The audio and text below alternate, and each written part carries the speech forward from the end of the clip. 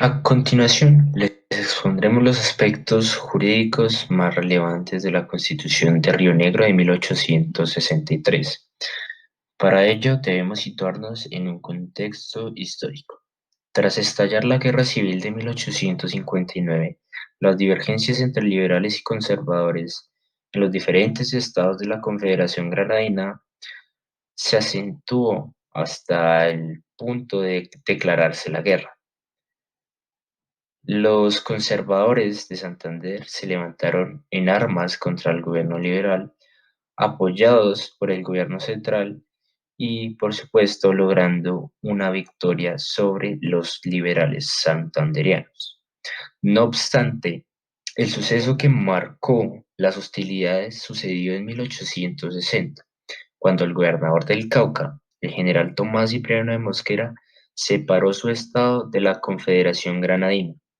El gobierno central, presidido por conservadores, trató de someterlo, pero fracasó en su esfuerzo, lo que generó una lucha nacional que duraría un poco de más de 2 años y cobraría la vida de 6.000 combatientes. En julio de 1861, Mosquera ingresó triunfante a Bogotá y se autoproclamó jefe provisional de la Confederación Granadina, pero reductos de tropas conservadoras continuaron resistiendo en las faldas de la cordillera oriental y en el occidente.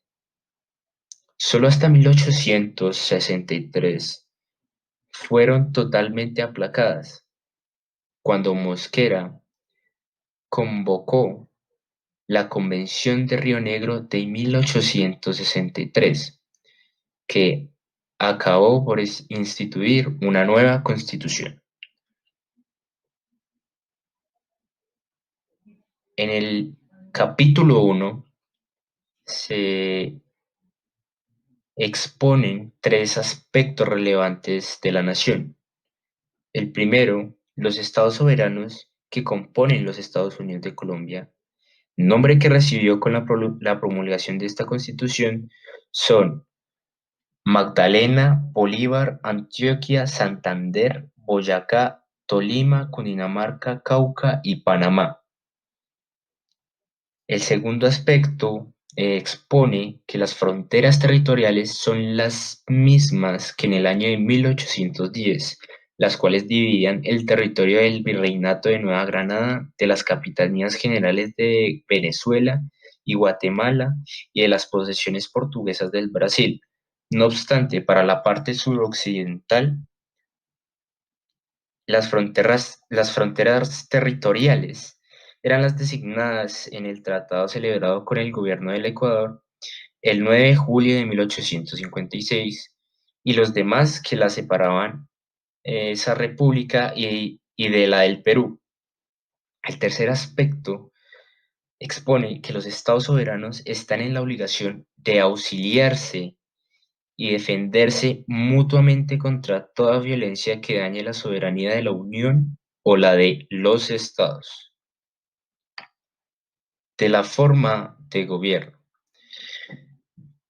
Se deduce que es de carácter republicano, con instauración de un gobierno federal en el que las autonomías regional y local estaban protegidas, la sociedad gozaba de derechos y libertades fundamentales sobre la base de la educación y el mercado abierto. En el capítulo 2 expone las bases de la Unión, que son los derechos y deberes de los estados. Preponderantemente en este capítulo, las disposiciones de los estados se entretejen con aspectos económicos, políticos y sociales, cuya esencia se predica tanto en las garantías de derechos como el cumplimiento de los deberes. Dicho esto, los radicales liberales buscaban consolidar un proyecto de nación moderna.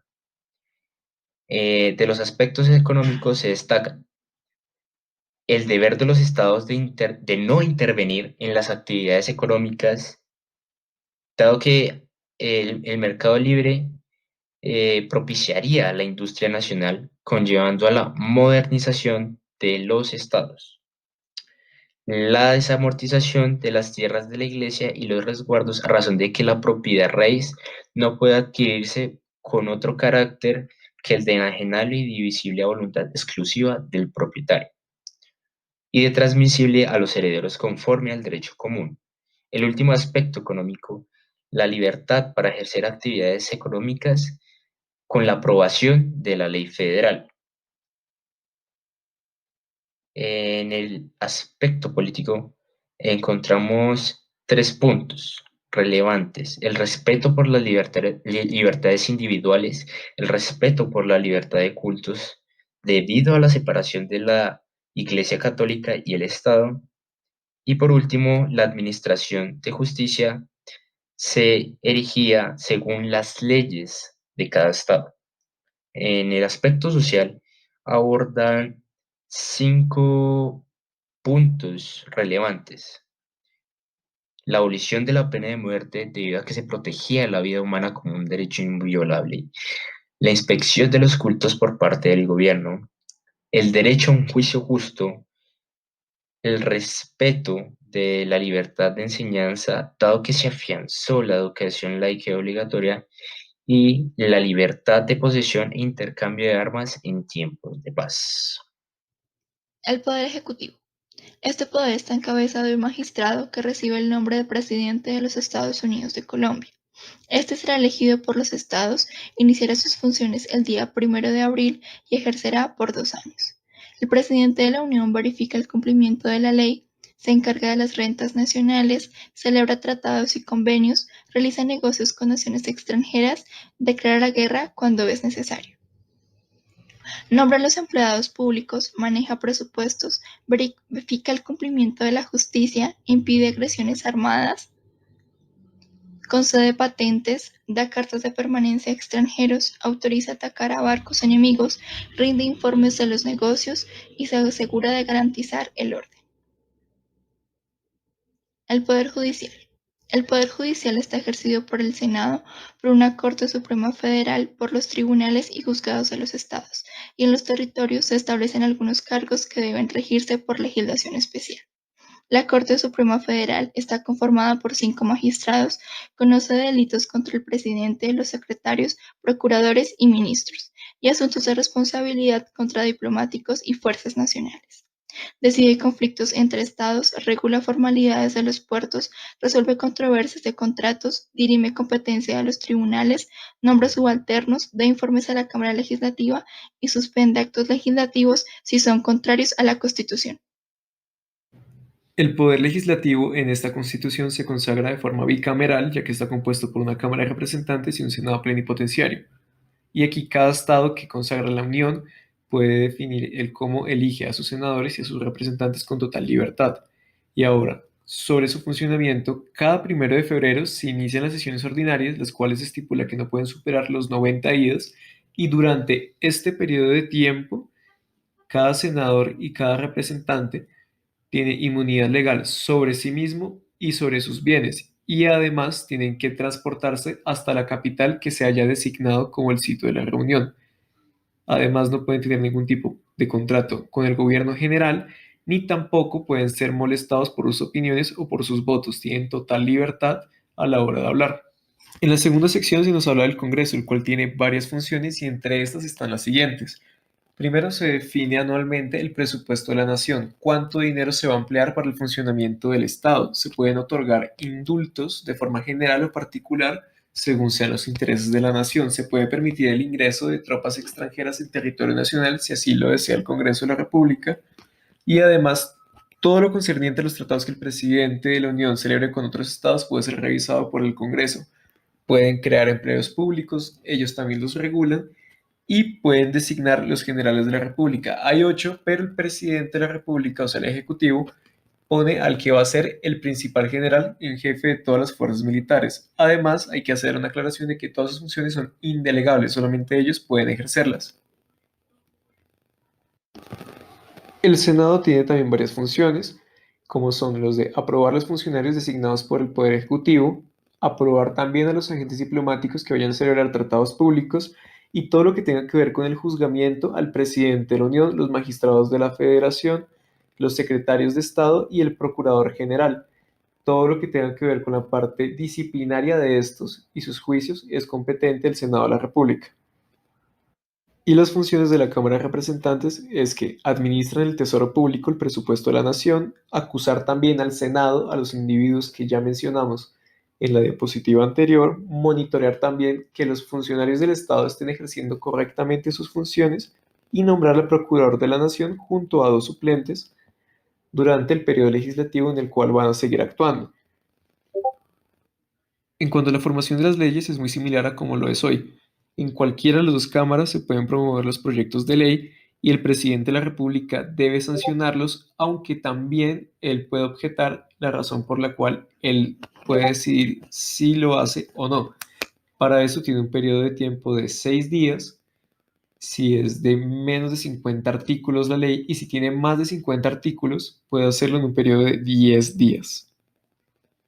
Las 2 cámaras son totalmente autónomas, entonces ellas tienen el poder de definir por sí mismas su reglamento interno, sus medidas disciplinarias, incluso la policía que les va a custodiar. Estas dos son totalmente individuales la una de la otra.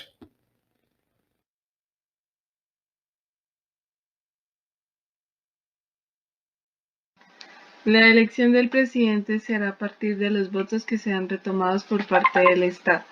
Se declarará elegido el presidente ciudadano que obtenga la mayoría absoluta a la cantidad de los votos y este no podrá ser reelegido en el próximo periodo. Además, la elección por parte de los magistrados de la Corte Suprema Federal se presentará al Congreso un listado de individuos de los cuales se retomarán 5 y que reúnan la mayoría y satisfagan la condición. Sin embargo, los altos poderes residirán en un lugar que designe la ley. Estos serán elegidos por una ley especial de los territorios poblados, tales como las tribus y regiones indígenas y ciudades que sean menos pobladas. Además, los territorios que sean poblados con más de 3.000 cantidades de personas será regido por la Cámara de Representantes y los empleados inamovibles que cesan no se admitirán cuando estén en el cargo de senador o representantes. El periodo de los magistrados de la Corte Suprema Federal será de 4 años. Estos no podrán ser elegidos por senadores ni representantes del presidente y además los empleados inamovibles tendrán que cesar de su cargo cuando tengan representación de senadores o, de acuerdo a lo dispuesto, tendrán 2 meses después de posesionado como elegidos. Estos no contarán con ninguna renta ni contribución que sea exigible. Además, será prohibido admitir empleados con decoraciones, títulos y rentas. Los magistrados de la Corte Suprema y los jueces no pueden ser suspensos por acusación y los presidentes y senadores tendrán un periodo mínimo a los 2 años. Los sueldos de los presidentes y de los demás servidores públicos no podrán ser mínimos ni máximos a lo dispuesto. De acuerdo a las reformas será parcial y total, de modo que serán ratificadas estas a partir de la solicitud por la mayoría de las legislaturas de los estados. También será discutida y aprobada en ambas cámaras conforme a lo establecido y será ratificado por el voto unánime del Senado de acuerdo al voto de cada estado.